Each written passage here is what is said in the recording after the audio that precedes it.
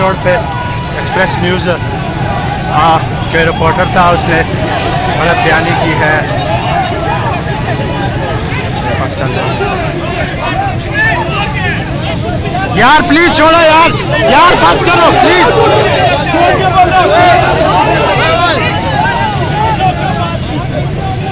ये express news के reporter ने गलत रिपोर्ट चलाने, गलत खबर देने की कोशिश की थी, तो पाकिस्तान तहरीक इंसाफ के कारकुनान जो है वो भड़क उठे हैं।